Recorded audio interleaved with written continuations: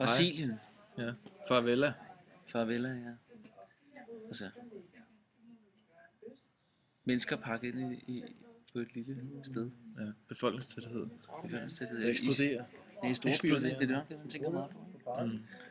En parque der ciudad des gente de Så tænker man også, hele den, når man sådan ser Brasilien som et billede udadtil i medierne, tænker jeg tit sådan, ser det der samba-optog. På den ene side og på den anden side. Samba-optog, eller hvad det hedder. Nå ja.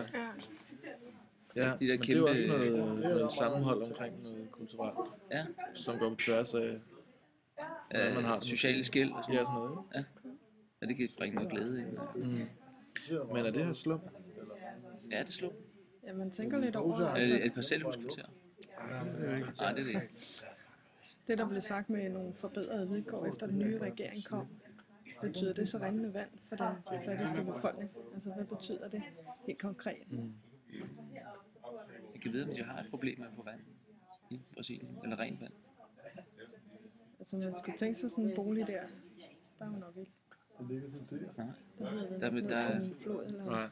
Det kan godt se ud som, der ikke er noget rørsystem sådan et sted som der. Men hvad er det, der går op der i midten? Jamen, jeg tror, det er sådan en slags trappe. At det er oppe Det er på sådan en lift. bjergsiden, ikke? Nej, bare en, Ja, bare en trappe. Det får vi aldrig svar på. Nej. Eller gør vi?